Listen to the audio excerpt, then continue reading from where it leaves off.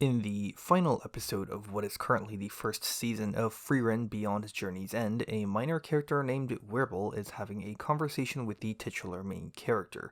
In it, Werbel says a line to the effect of how his inspiration was not the tales of Himmel the hero's epic battles against demons, dragons, and other fearsome villains, but rather Himmel helping out his village and its denizens with their bland, ordinary ways of life.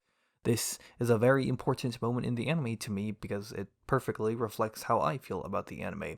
Frieren is at its best when it's doing nothing. Obviously, nothing isn't actually nothing, but rather when the anime is happily indulging in mundane activities and interacting with the most plain of people, not in any rush to get anywhere.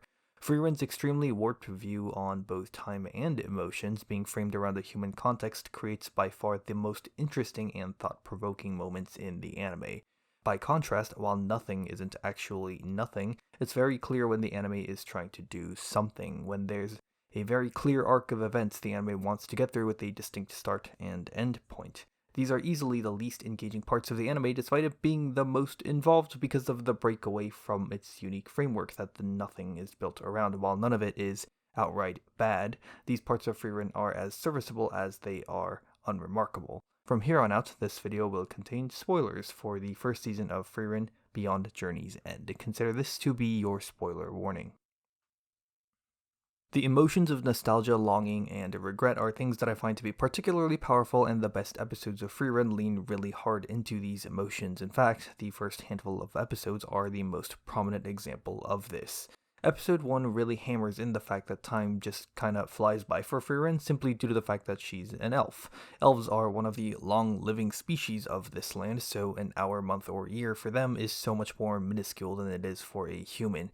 Frieren's worldview is extremely warped as a result of this. She's seen so many things so many times that they simply fly past her. Frieren might remember a lot of different things, but very few, if any, of those could truly be called memorable. Defeating the Demon King with the party and becoming some of the most legendary heroes of the land fails to make this cut too. 50 years goes by in no time, and Himmel goes from a dashing young hero to a bearded old man. During the first of 2 meteor showers, Frieren casually mentions that she'll take the whole party to a nice vista in 50 years, and nobody bats an eye at this. The rest of the party understands how Frieren views time and takes it for granted. It's not until Himmel's burial that Frieren realizes the value of time and the unique perspective she retains over her human companions. A blink of an eye for her adds up to a significant defining chunk of somebody else's life. The heroic adventure of defeating the Demon King that Frieren put very little thought into was the highlight of Himmel's comparatively short life. One thing of note for both episodes 1 and 2 are the montages.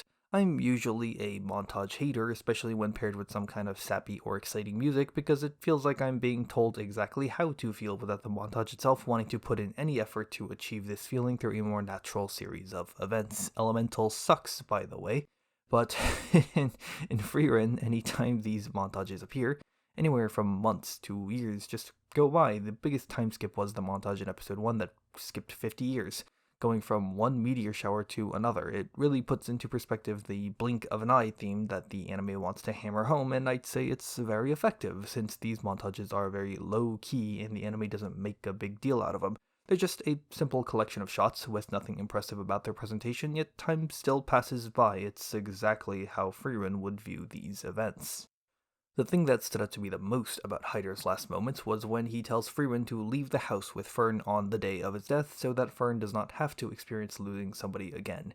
In this scene, the part that sticks out to me the most is the fact that he's sending her away with Frieren, since Frieren will outlive Fern on the basis of being an elf. Therefore, Fern will never ever have to see Frieren die and never lose another person. It's almost like Hyder tried to play on Frieren's tendency to take time for granted and not really think about this fact, and to his credit, she doesn't, because she's instead been focused on the fact that Fern is readying herself for this moment by trying to become someone that can support herself so that Hyder's efforts weren't for naught. When it comes to restoring the statue of Himmel and searching for the blue moonweed, there's a kind of irony here where Frieren, in an attempt to honor a single fleeting memory with Himmel that took only minutes to embed itself in Frieren's mind forever, loses months in trying to accomplish this task. The herbalist that Frieren and Fern stay with talks about how Himmel rescued the village a long time ago, but nobody cares about the hero anymore, and that the statue's condition has gotten pretty bad as a result of it. It sounds sad, but Can you really blame anyone for not caring anymore? At a minimum, this event happened over 70 years ago, with the time skip in episode 1 being 50 years and a note in episode 2 marking the time of this event as being 20 odd years after the death of Himmel. Very few people that were alive to see Himmel rescue the village are still going to be alive today, so it's logical for these people to simply not care about a person that they've only read about in books or heard about in stories, and you can kind of see this in action because Fern just doesn't give a shit about Himmel. Maybe that's a little too dismissive, but she doesn't understand why Frieren is so obsessed with getting this specific blue flower for this statue that nobody cares about when you could just cast a spell to create a field of flowers on demand, losing months of time just wandering through the forest in search of a single flower that supposedly died out many years ago. Frieren doesn't give a straight answer either because I genuinely believe she doesn't know. Her very warped perspective on time and a still incomplete understanding of human perception of time, molded by her goal of wanting to understand humans better, leads her into falling into the same trap as before here without realizing this fact. She has all the time in the world to try and understand those who don't. The first half of episode 4 involves the duo of mages going to a quiet coastal town to help with cleaning up the beach of assorted debris in time for the town's New Year's festival, which involves watching the sun rise over the beach. This part of the episode ends with Frieren realizing that who you spend time with is just as, if not more, important than what you're spending time on. That there is a special kind of enjoyment to be had from watching others you care about enjoy themselves. To absolutely no one's surprise, Frieren had passed through this town decades ago with her party of heroes. Everybody besides Frieren went to the sunrise and raved about how good it was, and Himmel had told her that she would have loved it had she seen it in person. It's not so much about Frieren coming to realize this brand new thing that never occurred to her, but rather a small moment of her life that didn't make sense before finally clicking into place in a thoughtful but unexpected way. Himmel isn't wrong. Frieren did enjoy her time with the sunrise, but the sunrise alone wasn't the reason why. Going through every single example of Frieren learning about the complexities of time and human emotions would be a horrendously tedious task due to the fact that there's so many cases of it, both tiny and gargantuan, sprinkled into every nook and cranny throughout the anime. However, there are just 2 more examples that I like to mention before we move on. In episode 16, Frieren visits Vol, an old dwarf friend. Vol confesses that he can no longer remember what his life looks like, and it very much seems like his memory is failing him, as one of the other villagers mentions how he struggles to carry conversations. Vol can't even properly remember the person who he's carrying with in his memories, but knowing that the person is in there is more than enough for him to carry on with his purpose. When he asks Frieren if she remembers what Himmel looks and sounds like, Frieren almost seems kind of offended by this question, but I think Vol was being entirely genuine here in his question. The entirety of Frieren's quest to get to know people better is fueled by her memory of Himmel, so I do think Vol's story here is a statement to how powerful memories can be, given that even minute scraps of it are enough to keep somebody going. In the second half of episode 14, the party is hitching a ride on a carriage when a bird monster swoops it up. Frieren kills the monster and the carriage crashes back down, during which Frieren loses a ring that she got as a gift from Himmel. After spending many nights searching for it, Frieren is ready to give up on it, but with some help from Fern and the merchant, she is able to find it. The part of this sequence that stood out to me the most is the fact that the ring comes out of Frieren's entirely disorganized suitcase, full of all sorts of junk. The ring feels like a representation of a tiny bit of Frieren's past lost in all of the countless years she's lived in, and in this way I really liked the symbolism. Another part that I liked was that while Frieren outwardly seems unbothered by the idea of losing the ring, Fern is bothered by it, and so she immediately sets out to help. It's like Fern understands Frieren's own relationship with their past and the party of heroes and doesn't want to turn this moment into one that she knows Frieren will silently regret in the future. If it was just some random ring that Frieren looted in a dungeon with no emotional specifics tied to it, then perhaps Fern would have let it slide and the whole party would have moved on right away. One thing that is subtle but still noticeable about the anime are the little bits of world building thrown in from time to time. Whether it's the short history lesson about the specific spell of Zoltrak, or the definition of demons and how they are unique from every other type of monster, it consistently adds to the feeling that this world we are exploring is a massive place. Little bits of information about the various monsters and magical things in the world, from things as little as a species of a bird to more controversial stuff like how grimoires attributed to Flom cannot be trusted despite Flom being a genuinely important figure in the history of magic. This feeling of a wide expansive world adds a lot to the sense that Frieren, in the casual centuries that have slipped past her, has wasted away her time wandering through a truly large place. It's not just time that is lost, but also Frieren losing herself in this world, going from one spell to the next, always looking forward but never behind. And at this point, there's a character I'd like to mention known as Sign. He shows up in episode 13, joins the main crew for a bit before piecing out in episode 17.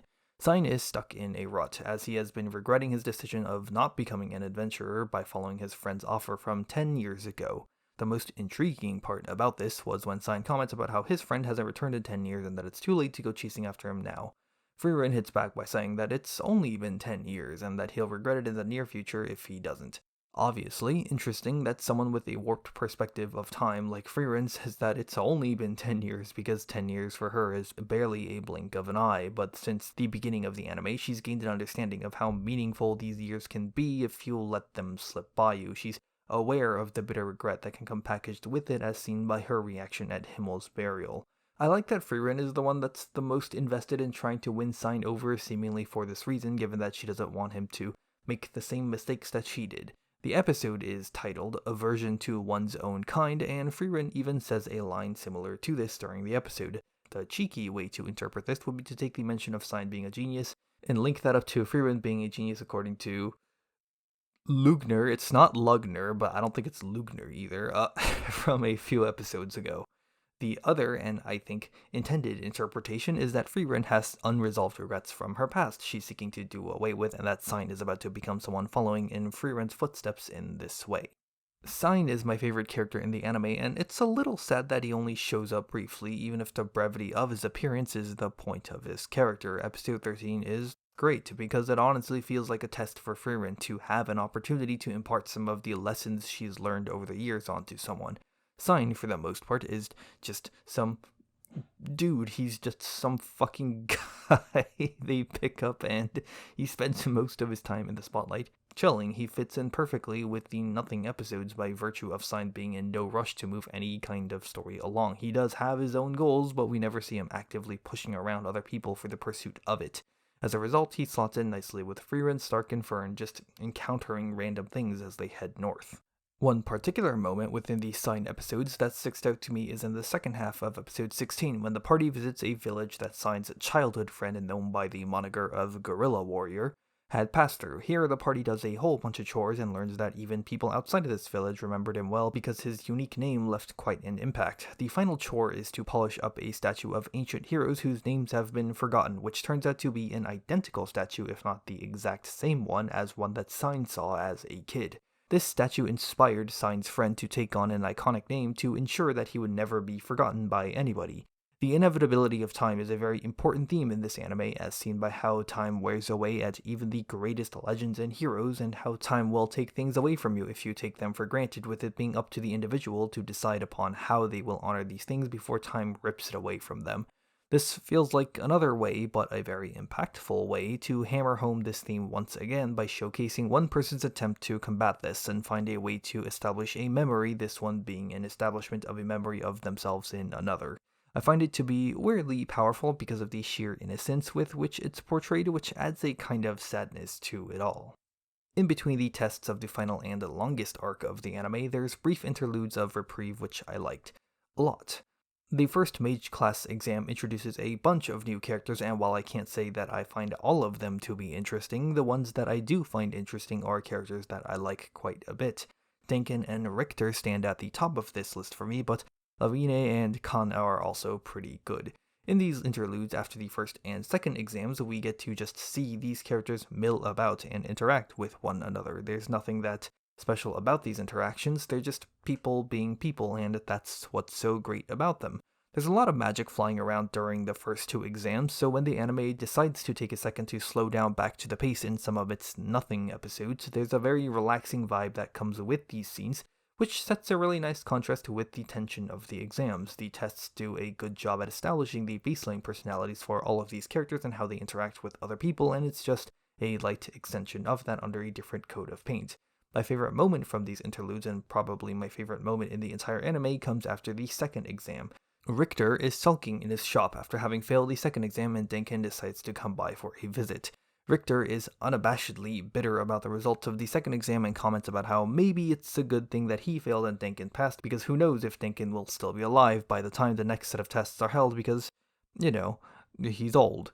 When Denken agrees with this nonchalantly, Richter immediately fires back by telling Denken to stop agreeing with him. This little back and forth is so insubstantial and fleeting, yet it somehow carries so much emotion with it so effortlessly.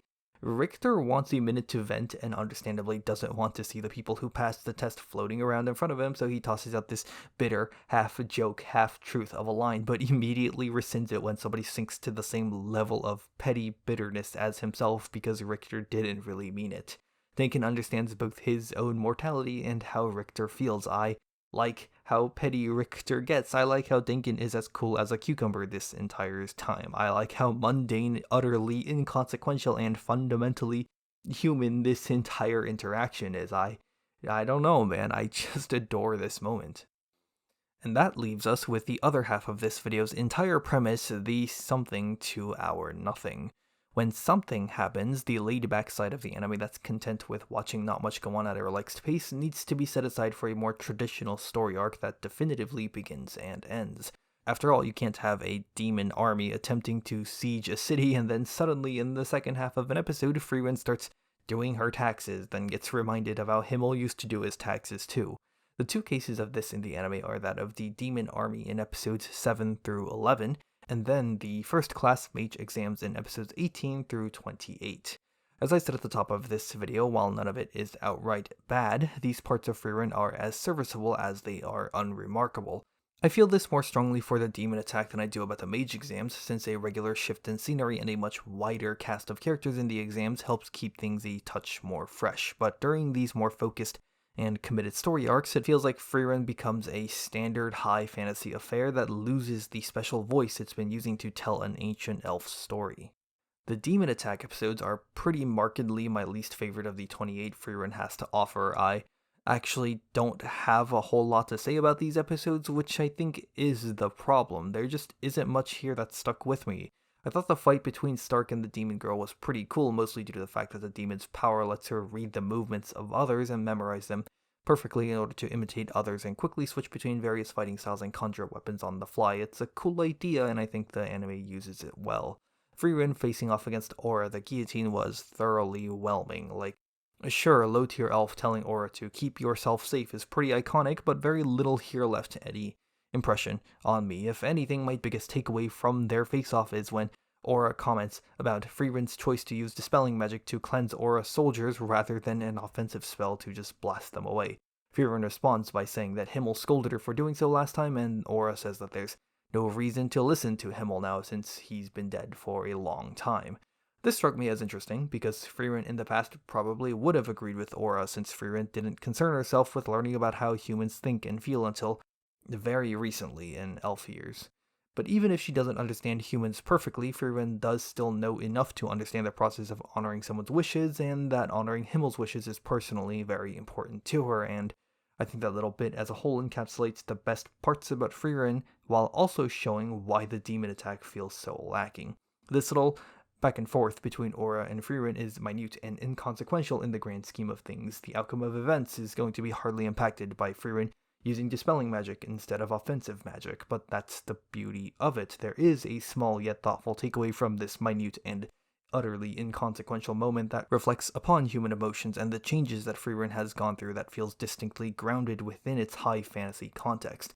Most of the demon attack is just that high fantasy context without those distinctly grounded moments, and I just can't find much here that separates itself from the rest of the high fantasy background noise.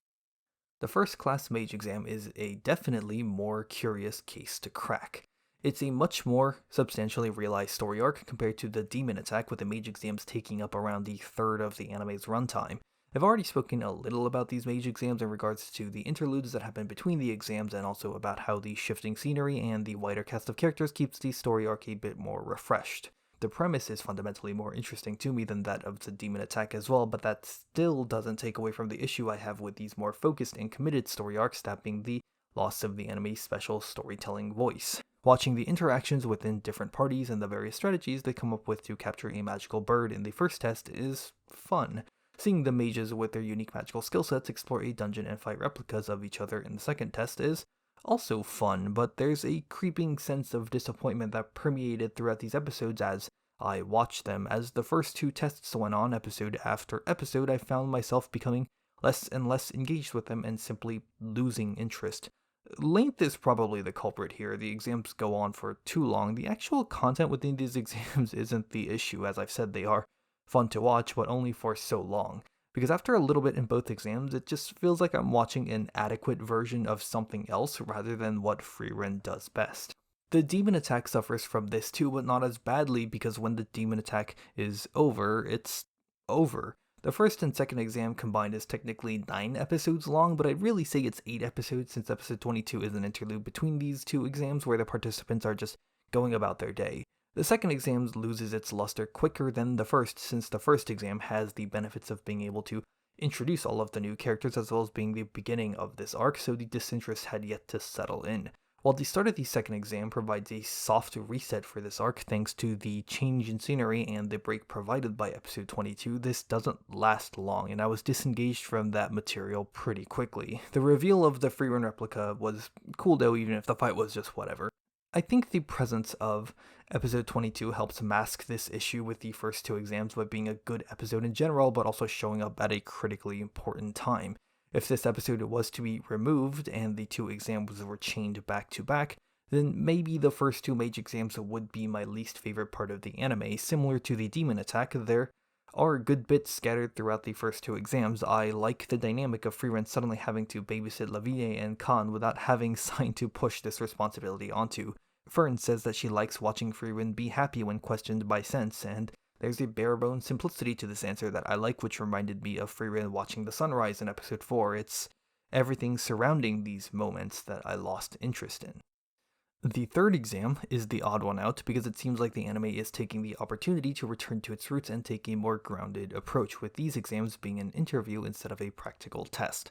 In isolation, I think some of the interviews like Denken's and Land's are good, but all of them happening back to back really diminishes the impact of becoming a first-class mage, this thing we've been spending 10 episodes see someone become. Like, it really just feels like anybody can become one when the interviews aren't fleshed out very well. The lady at the very end is the real backbreaker for me because we know very little about this character and her interview is pretty much meaningless, yet she gets to become a first-class mage just because the vibes are right. We didn't get to see anything really impressive out of her during the exams either, so it's not like we've properly witnessed her potential. I know the whole point is that Sari is such a powerful individual that she's able to pretty much instantly detect whether or not someone has what it takes to become a first-class mage, but Sari is honestly too good at her job and cutting these interviews so short that from a viewer experience there's a serious lack of gravity in this achievement. If they cut out some of the instantly passed or failed interviews and then had fewer but more substantial ones for both passing and failing candidates, then wrapped it all up in the end by just showing who passed, it might make the weight of becoming a first-class mage feel more substantial since we'd be given much more context to back up these passes and fails. So many episodes were dedicated for this exact task, yet I think the final step is glossed over so much that it really stifles the achievement. The ending to this video is a bit of a bummer, since we dumped out all of the positives at the start before burying it away by pouring the negatives over it. At its best, Frieren is a genuinely thoughtful and human anime. I don't want people to walk away from this video with just the negatives embedded into their minds. While I don't buy into it as hard as a lot of other people seem to do, I think Frieren does deserve the hype it's received over its runtime, especially compared to some of the other seasonally spiking animes I've seen here and there. And that about does it for this video. Thank you for watching this video. If you enjoyed it, then please consider liking it and maybe even subscribing to the channel. Every little bit goes a long way. Normally I have a bunch of crap that I like to throw at the end of the video that couldn't make it in anywhere, but I don't have anything here for that today. I also don't know what video I'm making this, so I can't plug that in here either. So yeah, that's it. So once again, thank you so much for watching, and I'll see you in the next video, whatever that may be.